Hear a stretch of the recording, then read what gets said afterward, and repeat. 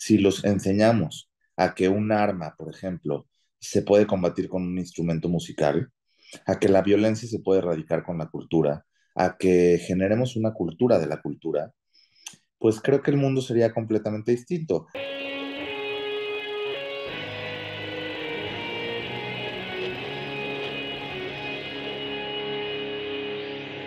Bienvenidos a Volver al Futuro Podcast, donde platicamos con las mentes que nos impulsan a crear el nuevo paradigma de salud y bienestar, conducido por Víctor Sadia.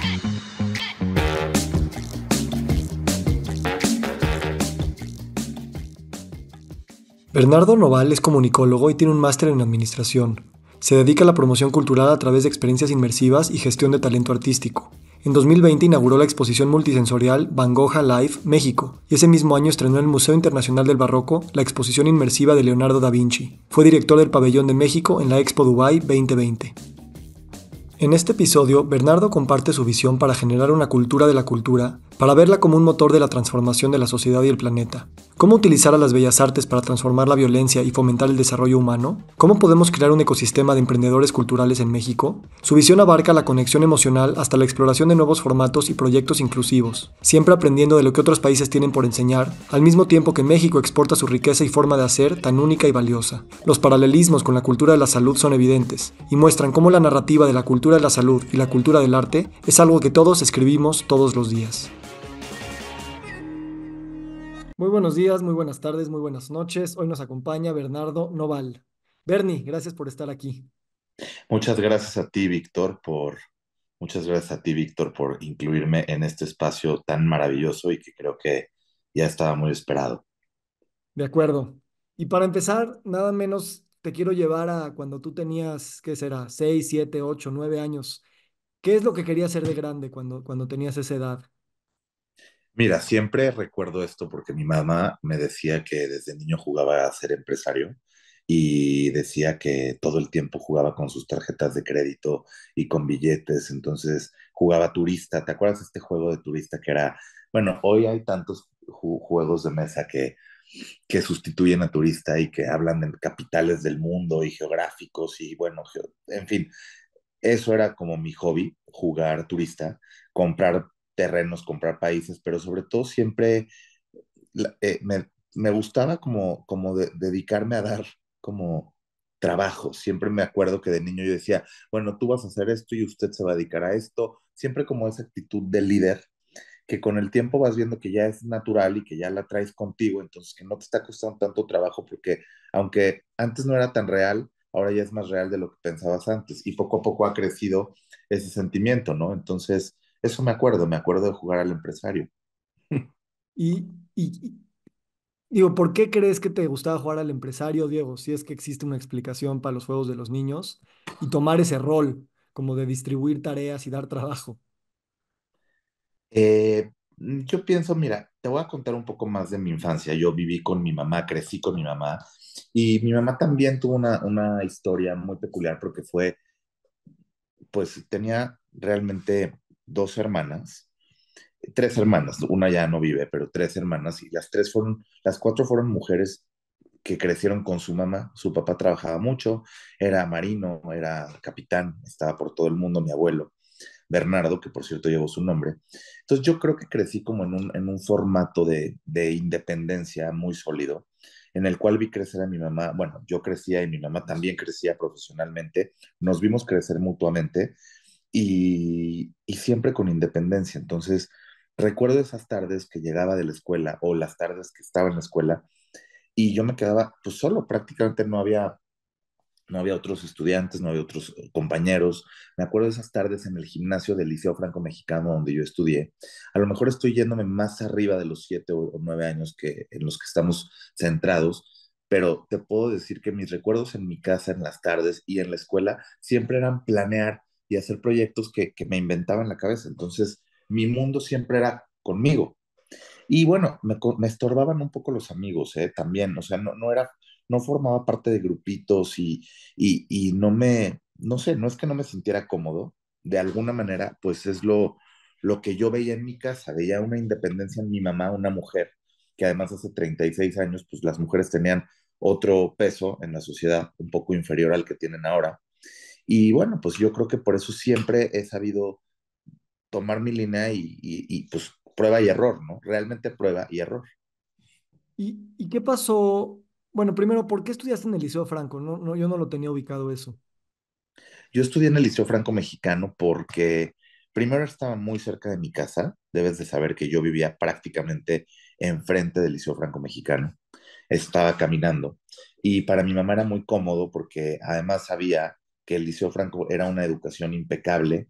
Y bueno, pues digamos que queríamos una educación laica en casa y eso pues hizo que yo estudiara en una escuela que tenía mucha vinculación precisamente con la Unión Europea, lo que antes no era la Unión Europea, porque a mí todavía me tocó la conversión de francos a euros, imagínate. Y las calculadoras que nos regalaban en el supermercado para cuando estaba de intercambio allá, para entender la conversión de los francos a euros. Bueno, o sea, me tocó toda esa parte que yo creo que si lo hubiera estudiado en una escuela, a lo mejor que no fuera parte de una educación europea, pues no tendría la formación que tengo ahora ni los proyectos que ahora hago en Europa, ¿no? O sea, era mucho por un tema de cercanía y de conveniencia. Sobre todo, sí, yo creo que Sí. siempre la cercanía da mucha comodidad. Yo también creo que el colegio ya era de buena, Sí. pues, reputación socialmente, educativamente, y sobre todo la oportunidad de aprender nuevos idiomas y de vivir conectado con una cultura que además está muy enfocada en la lectura, en la literatura.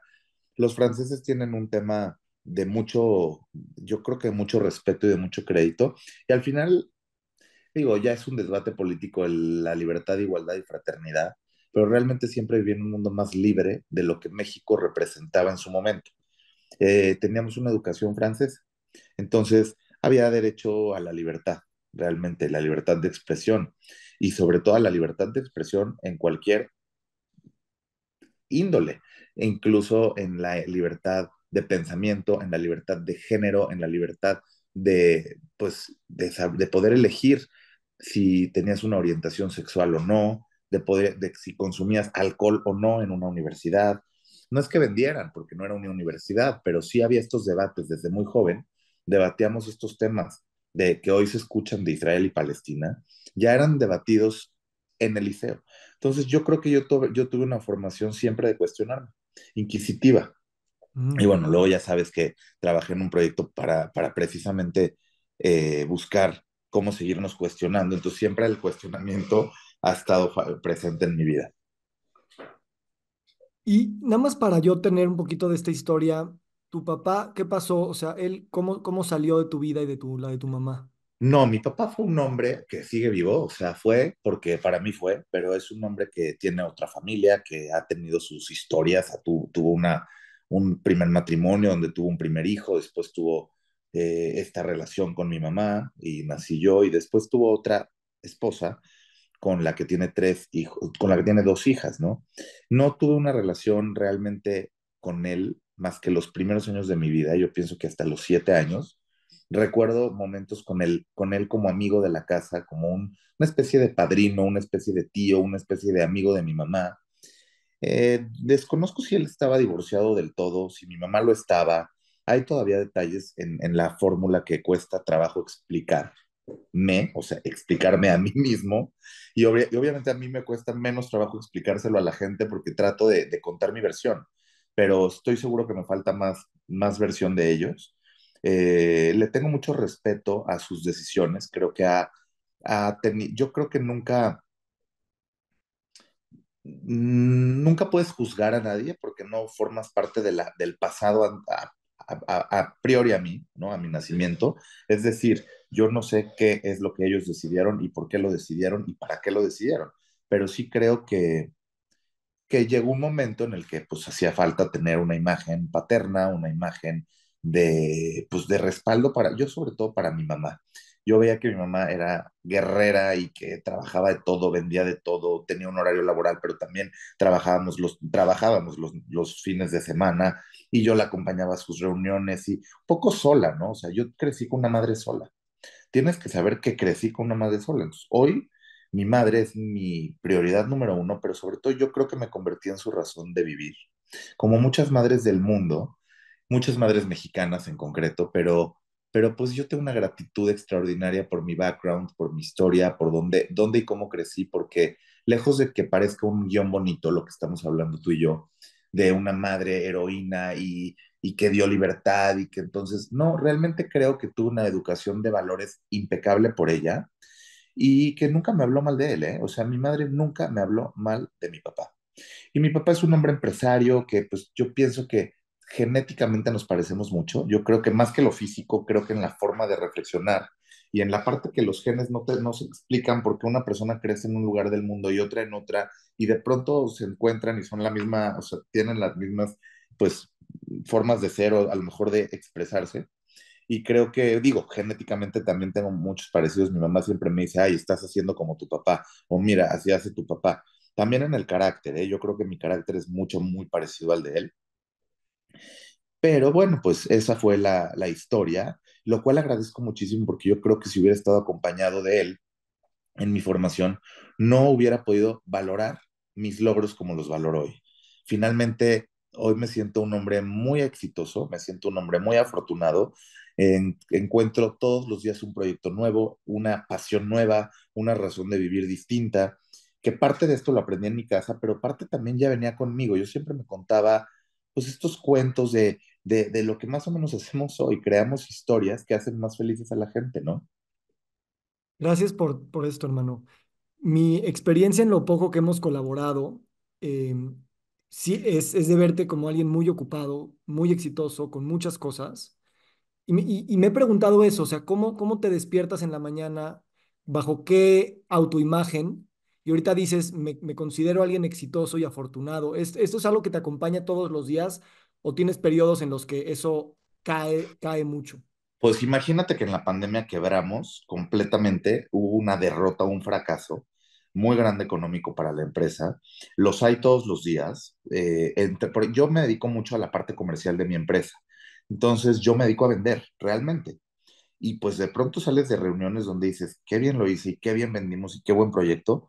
Y me siento muy agradecido siempre por el tiempo que la gente da o pues otorga para que tú puedas presentar cualquier proyecto de cualquier materia de las que nosotros hacemos, ya sea cultural, entretenimiento, incluso asesoría, ¿no? En el tema de lo que nosotros hacemos. Pero lo que sí quiero decirte es que pues muchas veces hay nos y muchas veces hay otro no y hay otro no y sigue pasando el tiempo y sientes que pues, de pronto se te viene el mundo encima, ¿no?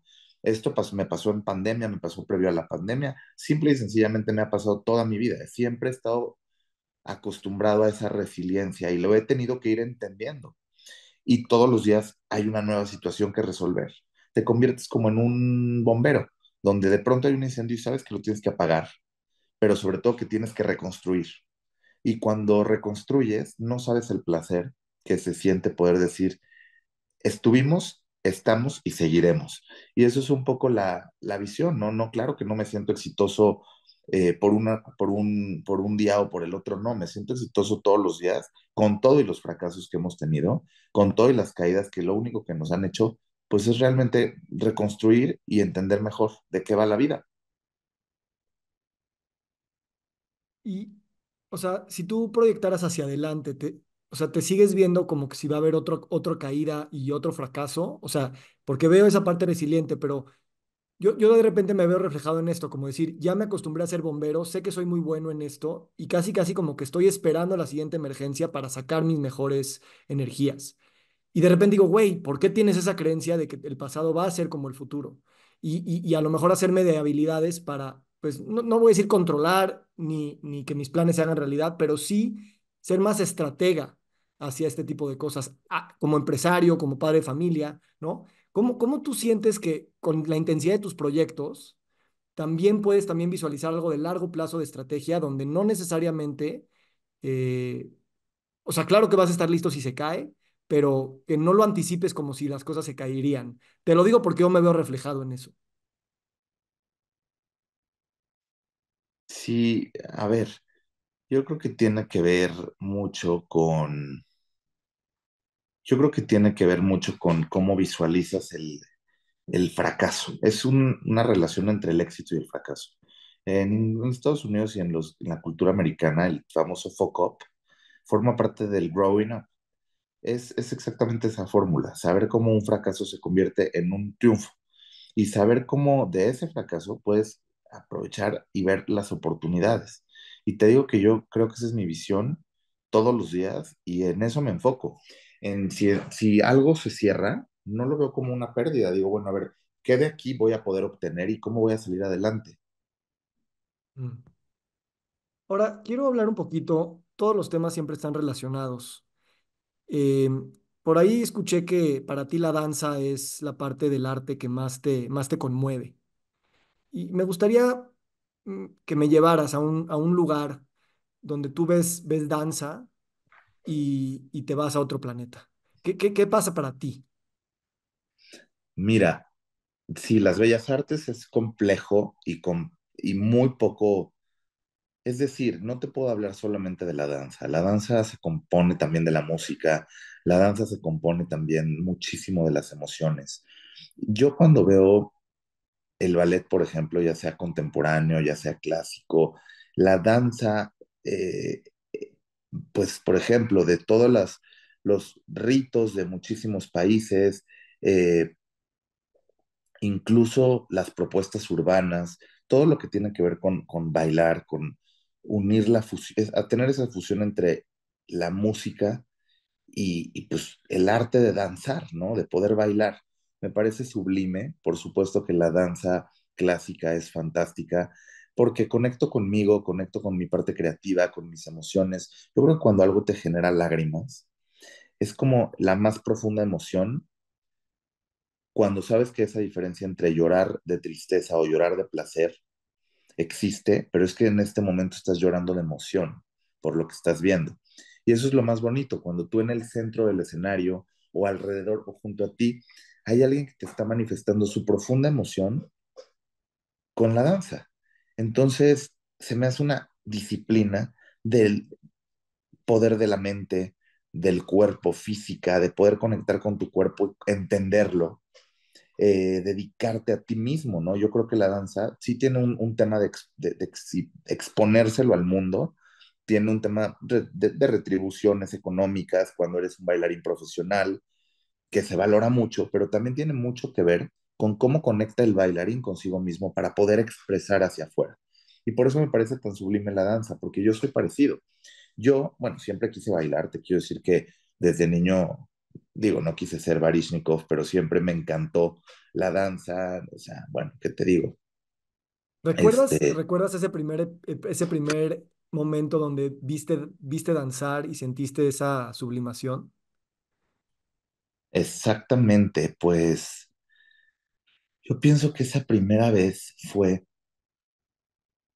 en la Ópera de París, con mi mamá, eh, a lo mejor a los 12 o 13 años, ¿eh? Y fue mágico, pero también cuando entras a una, ¿te acuerdas ese sentimiento de cuando fuiste a la casa de tu tía a tus 30 años, pero a los 5 o 10 la veías como una mansión y la veías como una casa gigante? Es un poco lo que pasó en la Ópera de París. Yo lo veía como un palacio interminable de, pues como de príncipes y princesas y salían príncipes bailando y te imaginabas un cuento de hadas, pero pues hoy el palacio donde es la sede oficial de la Ópera de París pues es espectacular, pero ya no lo ves tan grande, ¿no? Y ya no te impresiona tanto. Entonces, pues bueno, te puedo decir que la verdad, cualquier recinto me pone la piel de gallina. También el recinto más bonito del mundo, que para mí es el Palacio de Bellas Artes. Te puedo decir que, bueno, es que hasta en el homenaje de Silvia Pinal fue tan sensacional en el 2022, fue tan bonito, que te puedo decir que pues valoras todo lo que es la cultura mexicana y el arte mexicano, ¿no? La verdad es que somos un país majestuoso en este tema y por eso soy tan sensible a las artes, pero bueno, respondiendo a tu pregunta de la danza, fue en París, fue en la Ópera de París y de ahí en adelante siempre me sigo impresionando y asombrando con el ballet. Y nunca bailaste. Nunca bailé porque además, bueno, tuve una mamá un poco miedosa para todos los deportes, entonces mi mamá no me dejaba nada, no me dejaba hacer nada. no me dejaba esquiar, no me dejaba esquiar en agua, pero tampoco en nieve, pero tampoco nadar, pero casi casi que tampoco andar en bici. Todo le parecía un riesgo y lo único a lo que me llevaba era taekwondo para ver si no me pasaba algo estando solo en la casa y que me defendiera. Entonces soy taekwondo y claro, después ya, bueno, ya ahora hago otras cosas, ¿no? Y ya uno va creando sus disciplinas y sus pasiones o hobbies o pasatiempos, como se dice en español, ¿no? Pero realmente por eso no bailé, porque pues tampoco había tantas facilidades para eso en México. Sigue sin haberlas, tampoco es que no las hay. Hay muchísimo, está la Escuela Nacional de Danza del IMBAL, pero por supuesto, y bueno, y la Escuela Superior de Danza de Nuevo León, en fin, hay muchas instituciones, pero no sé, no se promueven como en otros países del mundo. Y bueno, pues tampoco mi mamá promovía mucho que yo hiciera este tipo de aventuras, ¿no? Sí.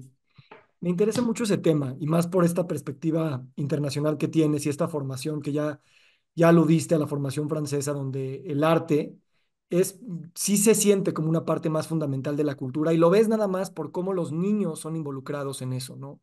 Claro. ¿Cómo sientes tú esto en México? O sea, ¿por qué razón tú crees que no tiene la misma relevancia cultural? No que importancia sí, y se sabe, pero en términos de cuánto tiempo, recursos, atención dedicamos colectivamente a las artes, no se compara con otros países.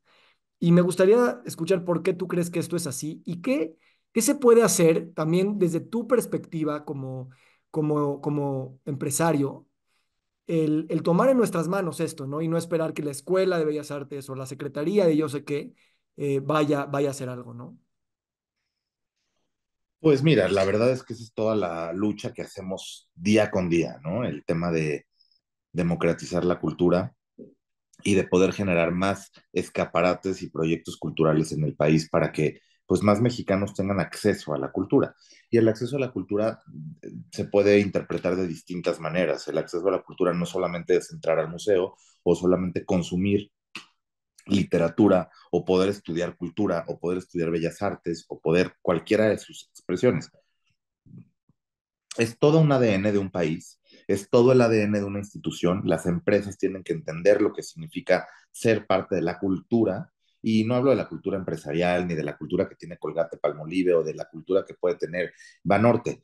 Hablo de la cultura, de la expresión de las bellas artes, de esa recopilación de las bellas artes en su máxima expresión, en su difusión y en su democratización. Entonces, bueno, pues evidentemente falta mucho.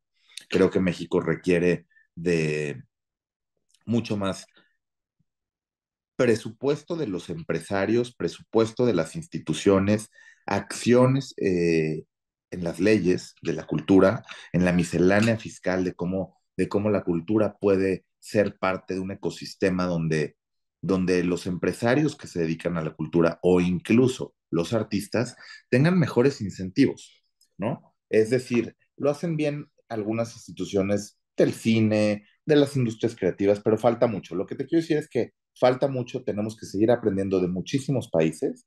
Te puedo poner muchos ejemplos, pero creo que no solamente se necesita este discurso, se necesita actuar. Y yo por eso me dedico a eso, yo me dedico a actuar en proyectos culturales que difundan pues todas estas disciplinas a través del arte, la cultura, el entretenimiento. A veces son inmersivos, a veces son experiencias de literatura, a veces tienen que ver con las otras bellas artes, o a veces simplemente es cómo podemos lograr que más personas de este país puedan querer dedicarse a algo vinculado a las industrias culturales. Sabes, yo esto lo veo muy similar a algunos temas de salud. Como sabes, yo me dedico mucho a estos temas sistémicos de nutrición y estilo de vida. Y creo que de alguna manera lo que nos ha faltado, al menos en las zonas urbanas, es una experiencia, o esta experiencia sublime de sentir el arte en tu piel y de conmoverte a tal grado que sepas que eso es una cosa con la que necesitas para poder seguir vivo. Igual con la comida más sana o involucrarte con la tierra y en vez de desconectarte de ella y pues comprar todo empaquetado en el Oxxo, ¿no? Y siento que no sé si tú coincidas con que a través de la experiencia mismo los líderes, los que tienen los presupuestos, los que deciden las agendas, Siento que como no tienes esas experiencias, sigue sonando como algo padre, pero no prioritario, porque pues, ¿para qué? Hasta que alguien lo vive, ¿no? Es como cuando el empresario vive la meditación por primera vez, dice, no, no, esto lo tiene que experimentar todo el mundo. Y siento que con la salud y con el arte puede haber una falta de ese niño de 12 años vibrando viendo un escenario por primera vez. No sé.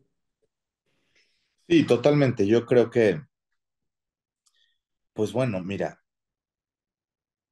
si comenzamos a educar a las nuevas generaciones a que quieran consumir esto, si los enseñamos a que un arma, por ejemplo, se puede combatir con un instrumento musical, a que la violencia se puede erradicar con la cultura, a que generemos una cultura de la cultura, pues creo que el mundo sería completamente distinto. Adicional a que la cultura es un soft power maravilloso para que las naciones, a través de la diplomacia cultural, puedan lograr grandes avances para otros temas competentes a su política exterior o a su política interior también.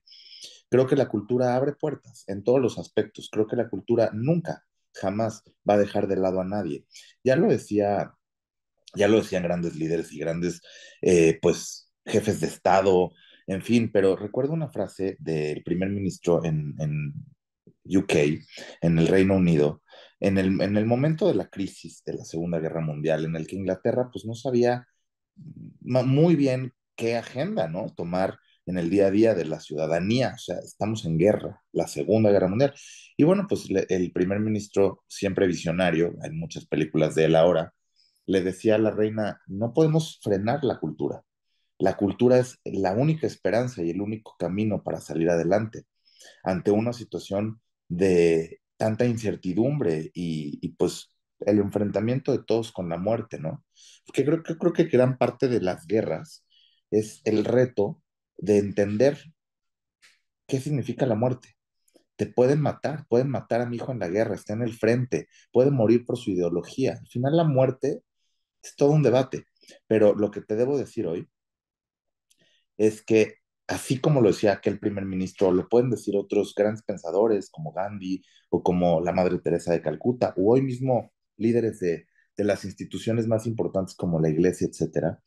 Lo que te puedo decir es que es verdad, la cultura siempre es un gran,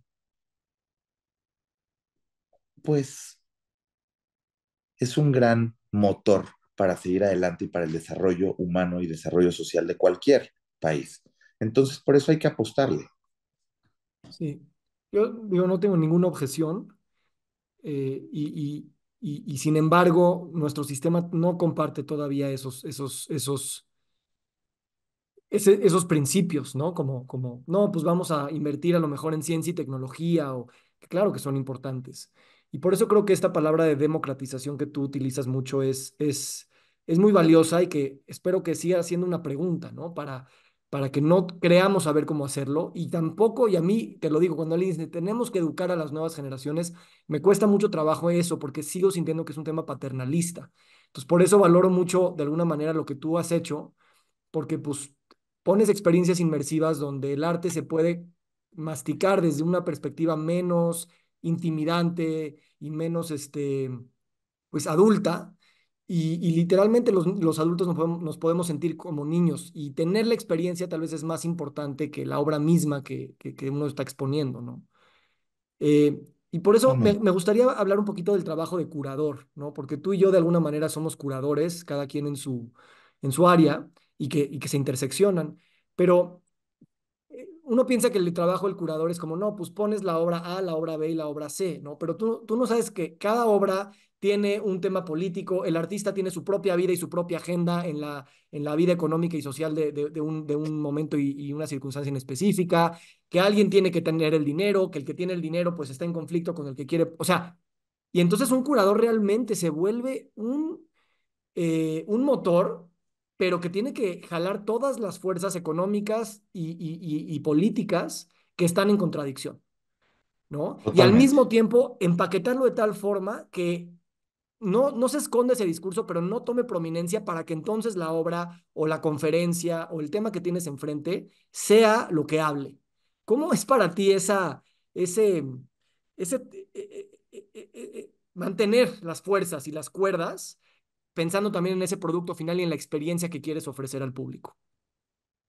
Bueno, yo creo que hay diferentes audiencias y yo creo que hay diferentes maneras también de poder llevar la cultura. Una, y hay muchos foros, ¿no? También tenemos la diplomacia cultural, que para mí es una pasión, y lo hicimos exactamente así en el Pabellón de México, en la Expo Dubai, hace, pues en la última Expo, ¿no? Hace un par de años, donde tuvimos la oportunidad de llevar lo mejor de México durante 6 meses, en todas las artes, pero sobre todo en el arte más importante, que es el gran embajador de México, que es nuestra gastronomía mexicana. Porque la gastronomía mexicana reúne todas estas tradiciones de México, pero sobre todo reúne el sincretismo de nuestro país en cuanto a, pues tú sabes, México es un continente de 32 países. Lo es. México es un país que realmente no hay límite para cómo poder expresar la cultura. Podemos hacer desde un proyecto de democratización de la cultura a través de una experiencia inmersiva, o lo podemos hacer también a través de un bus que vaya por las comunidades más vulnerables del país, llevando cultura de diversas maneras. Lo podemos hacer con un espectáculo de marionetas, lo podemos hacer con un concierto de cámara, lo podemos hacer con una orquesta de niños, lo podemos hacer de todas formas. Y todas, si buscan democratizar la cultura, si son incluyentes y si buscan cambiar, pues ese pequeño trozo del mundo, ya cuenta, ¿sabes? Entonces, no importa dónde lo hagas ni cómo lo hagas, lo importante es el objetivo, que es que más mexicanos puedan disfrutar.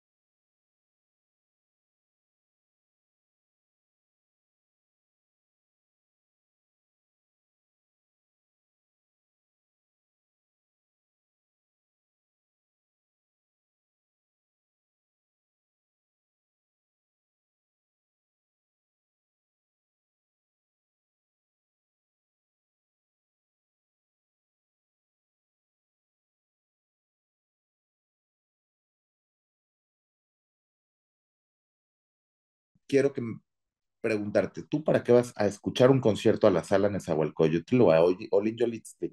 ¿Tú qué quieres? ¿Cuál es el objetivo? ¿Verte bien en una butaca? ¿Quieres tener ese efecto sublime? ¿Quieres promover a los artistas que están ahí arriba? ¿Qué quieres? Entonces, al final, mucho depende de dónde estás tú en este plano, en esta tierra, en este planeta. Yo, en mi caso, si soy público, creo que funciona mejor porque tenemos este escaparate para poderle decir a la gente y contagiarle la pasión por la cultura. Ahora te cuento, ¿por qué no solamente es de consumidores y de creadores de contenido? ¿O por qué no nada más te hablo de la cultura como el artista que sale en el teatro y sale a la escena? O o el que consume la película o el que consume una exposición de Van Gogh. Lo que te quiero decir es que la industria de la cultura pues tiene toda una cadena de valor. Esto es un poco como lo que pasa en los restaurantes. Al sentarte en el restaurante, lo voy a hacer como muy fácil, ¿no? En la mesa tienes pues un mantel, tienes las servilletas, tienes toda la vajilla, la cubertería, tienes meseros, tienes una cocina, esa cocina tiene pues toda una serie de instrumentos, aparatos, hay materia prima, todo eso forma parte del componente, la gastronomía, la cocina, tal. Detrás de la manzana hay una infraestructura de gente que hace que esa manzana esté en tu hogar, pero también detrás de esa cocina. ¿Y cuántas marcas no están involucradas? Por eso la economía se activa y se reactiva a través de poder abrir un restaurante que genera empleos, pero que también le compra el horno. Lo mismo sucede en la cultura. Montar una exposición como estas representa generar empleos y además alimentar a todo aquel proveedor de las industrias creativas que comen y viven de esto. Por eso la pandemia en México fue tan cruda, y tan dura para las industrias creativas y precisamente para todos los que nos dedicamos a la cultura, porque no podíamos contar con gente que viniera a nuestros museos o a nuestras exposiciones o a ver nuestra obra de teatro o a comer en nuestras cafeterías dentro del cine o al cine, propiamente el cine. Entonces, pues imagínate la crisis para toda esta cadena de valor de la que te hablo. Por eso es importante alimentarla mucho y sobre todo apostarle a las industrias creativas. Industrias creativas.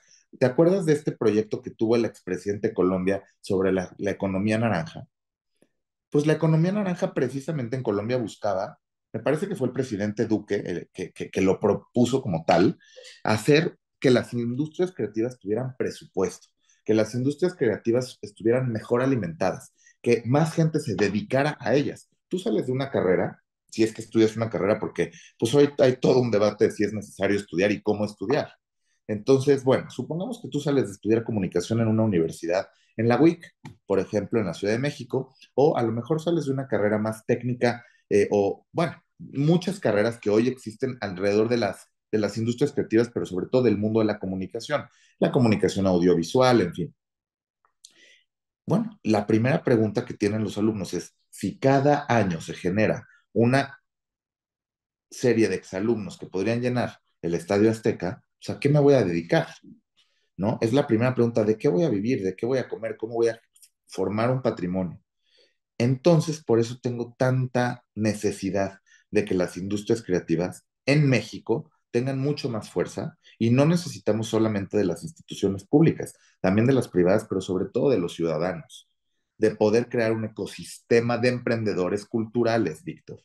Así como tú te dedicas a la salud y así como otros quieren ver cómo le van a llegar las vacunas en un dron a las comunidades más marginadas de África o de México, yo quiero que así llegue la cultura, en un dron.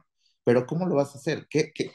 ¿Cuáles son esos proyectos que van a impactar la vida de la gente en el mundo de la cultura? O bien de las industrias creativas, ¿no? A lo mejor un poco más amplio.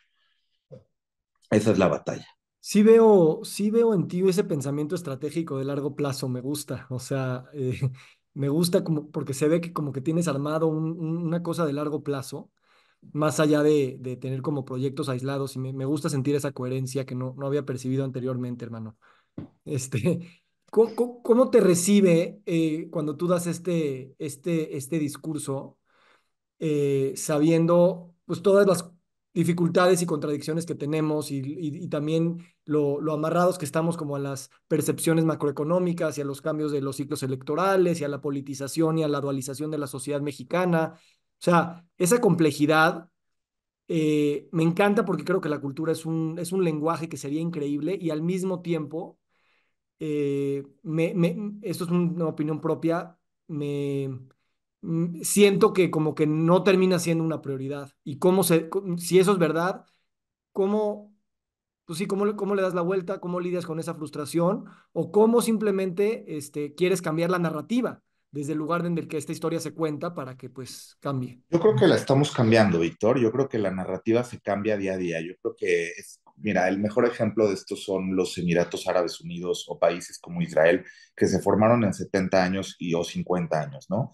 Pues si un pueblo pesquero se puede convertir en el hub más importante del Medio Oriente, por vender perlas y por encontrar petróleo.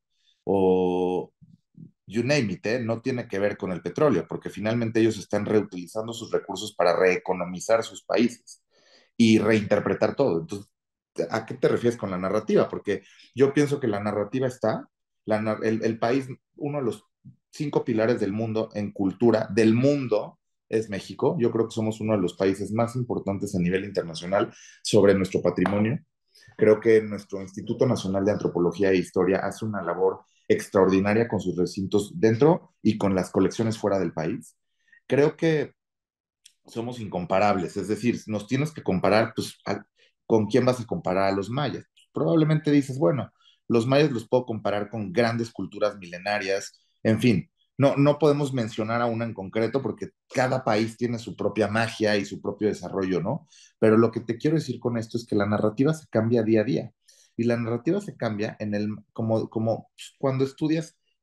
¿Quién es este pensador que dice que después de dedicarte 1500 horas a un tema, te conviertes en experto? Tú lo sabes. Entonces, después de hablar todos los días como estoy hablando contigo, de conocer artistas, de conocer a la comunidad cultural, de dedicarte arriesgando tus propios recursos, más los recursos que generan tus proyectos, para reinvertir en los recursos, pues yo no conozco realmente una generación de emprendedores de la cultura y el entretenimiento en México, pero lo sabemos. Habemos muchos. Hay algunas empresas muy grandes como Ocesa, hay algunas empresas muy pequeñas como los productores de microobras de teatro o que hacen en un café algo muy creativo, ¿no? Yo creo que hay una gran comunidad cultural que podría sostener a México, así te lo digo. Creo que se podría hacer un país infinitamente rico en temas culturales, aún más en propuestas contemporáneas. Sin embargo, pues creo que hay que poner el ojo, hay que seguir contando esta narrativa y hacerte de los aliados y de los momentos, ¿no? Estar en el momento correcto, conocer a la persona correcta y pues sobre todo exigir. Yo creo que le tenemos que exigir a nuestros gobernantes, yo creo que le tenemos que exigir a las empresas donde trabajamos y yo creo que nos tenemos que exigir a nosotros mismos poder tener una mejor calidad de vida. Hay un tema que no está en esta fórmula, que es qué pasa cuando tú no tienes todo esto y cuando tú no entiendes todo esto. A ver, todo lo que está diciendo este señor Noval, ¿cómo lo entiendo yo? Pues, a lo mejor este niño tuvo la oportunidad de viajar, de conocer, y es verdad, ¿eh? Mucho tiene que ver con las oportunidades que tienes tú, porque no es lo mismo ver 3 estados de mi país o uno o mi comunidad o el municipio al que pertenezco, que tener la oportunidad de constantemente viajar por el mundo para ver este tipo de propuestas culturales y políticas culturales que está haciendo el mundo. Entonces, es un tema de políticas culturales. También tienes que entender lo que está sucediendo en el mundo para tratar de traerlo mejor. Eso es mi misión. Si yo tengo la oportunidad, no me la quedo para mí, no me la quedo para mis ojos. No tengo ese egoísmo, la comparto a través de traer proyectos donde arriesgo los recursos. Es lo que te digo. Hoy, la exposición de Vincent Van Gogh o del rey Tutankamón o del Imperio Maya o del Imperio Azteca, no importa, forman parte de la narrativa de lo que estamos haciendo para que la gente que no va a tener la oportunidad en el corto plazo, ojalá la tengan en el mediano y en el largo, de viajar y conocer el mundo, lo puedan conocer a través de la literatura, claro, siempre, los libros, y también hoy de las redes sociales, que debemos decir que el que no es TikToker, pues ya no conoció todo un mundo que se puede ver a través de la pantalla, pero también a través de lo que se necesita vivir, sentir, oler con los sentidos de carne propia, o sea, tienes que sentir esa emoción al estar en una sala de conciertos. No te puedes emocionar por TikTok, igual que como te emocionas cuando ves enfrente de ti una gran pintura, ¿no? O escuchas la música en vivo. Eso es lo que falta. Brillante, me encanta. Y veo muchos paralelismos con la manera de leer.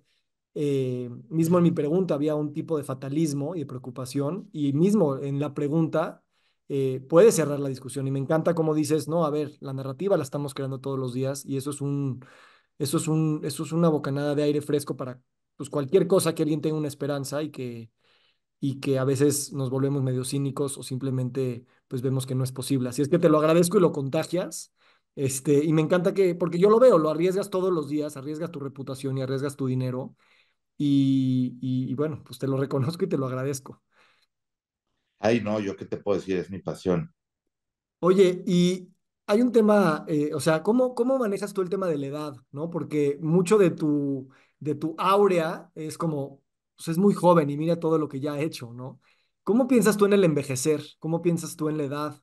¿Cómo piensas tú en la longevidad? Pues es algo, lo pienso de la siguiente manera. Cuando veo gente mayor en la calle, pienso que nadie estamos pensando en esa necesidad de integrarlos todavía pues en el día a día de la vida, ¿no? Yo creo que mucha gente mayor, me atrevo a decir que pasa por procesos de soledad importantes. Yo veo mucha gente acompañada por sus parejas, pero también por sus animales, ¿no? Ves muchas personas con mascotas y creo que tenemos que pensar en esa audiencia, en esas personas que necesitan también seguir sintiendo y emocionándose. Eso por un lado. Creo que podríamos desarrollar productos y proyectos para ellos. Y la longevidad, en cuanto a mí, yo creo que pues todos queremos vivir más años y todos queremos vivir de mejor manera, con más calidad. Creo que la cultura es exactamente una herramienta para la longevidad. es una medicina perfecta, una medicina que no cuesta, que muchas veces es gratuita, que muchas veces es consumible en cualquier lado y que no necesita receta, ¿sabes? O sea, es un tema de, tampoco necesita una disciplina, porque puede ser de una que otra vez, o puede ser de pronto algo que suceda y luego vuelva a suceder con el paso de los meses o el tiempo. Pero creo que una cucharada de cultura en nuestras vidas. Ahora imagínate un tratamiento o un proceso de rejuvenecimiento o un proceso de, por, de porteculturalizar tu cuerpo a través de un proyecto interior para consumir más cultura, te puede dar más años, ¿no? Yo creo que una rutina cultural puede ser aún más longeva, pero creo que falta lo mismo que te decía un poco antes. Depende de qué manera contagiamos a la gente para que entiendan que la longevidad también está en cuidar lo que consumimos, completamente en lo que consumimos, en esos contenidos. Creo que ahí hay una gran clave, Víctor, que tendríamos que explorar. ¿Y tú cómo vives eh, cómo vives la muerte en ese sentido? Cuando, ¿cómo la conceptualizas en tu día a día, en tus prácticas, en tus rutinas, en tu trabajo, en tu autoimagen? ¿Qué es para ti pues esa certeza?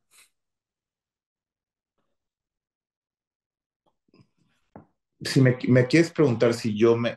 Quiero entender si crees que yo debo de ¿cómo hago mi vida más longeva? ¿Yo? No, o sea, ¿cómo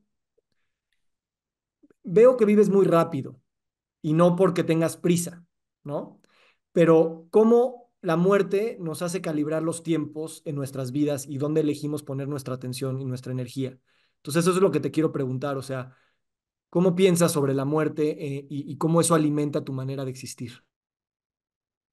Bueno, yo creo que, a ver, hay dos maneras de verlo. Sí vivo muy rápido, sí me gustaría vivir a otro ritmo. Creo que ahora estoy siendo parte del board de un proyecto que se llama Tiempo de Arte y tiene toda la ideología de Carlo Noré detrás, de Slow Art, así se llama. Y bueno, pues es parte, ¿no? Pero también es cuestión de personalidad. Y también es cuestión de cómo quieres ser voraz y cómo te quieres comer el mundo, ¿no? Yo creo que esto irá evolucionando con el tiempo a que todo lo que estoy haciendo ahora, pues a lo mejor cambie la intensidad y el ritmo. Para ello tengo una disciplina importante en la salud, sobre todo en el deporte y la alimentación. Cuido mucho lo que como y cuido mucho mi salud deportiva. Entonces, creo que tiene mucho que ver con que yo pueda aguantar el ritmo, ¿no? Ahora, me falta dormir más, por ejemplo, te puedo decir que tengo que seguir haciendo acciones para mejorar mi bienestar y mi calidad de vida, desde luego, y por supuesto promover la longevidad.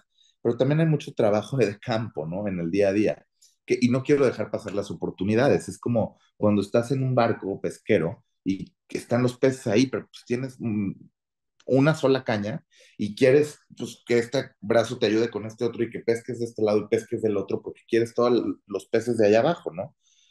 Entonces, pues bueno, me interesan muchos proyectos, me gustan muchas cosas y me cuesta trabajo ir más lento, la verdad. ¿Qué te daría miedo, o sea, que te mueras y que no hayas logrado?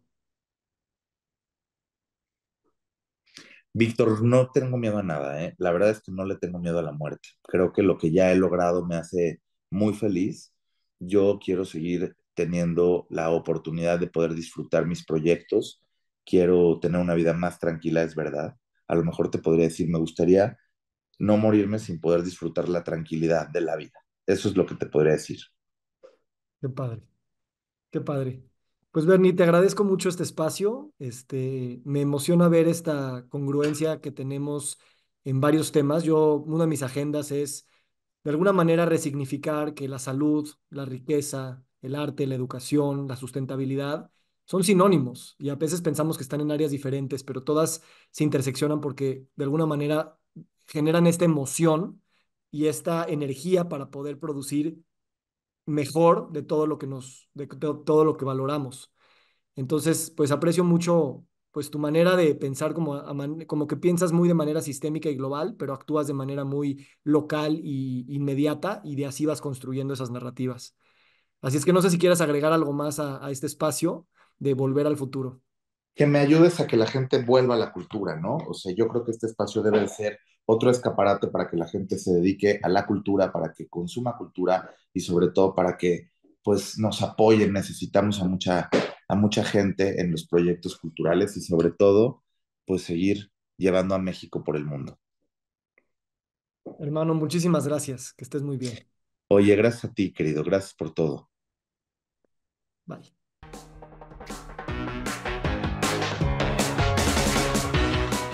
Nos encantaría recibir tu retroalimentación de estos podcasts para continuar generando contenidos que te sean útiles e interesantes. Si puedes, déjanos un comentario en la página web victorsaadia.com.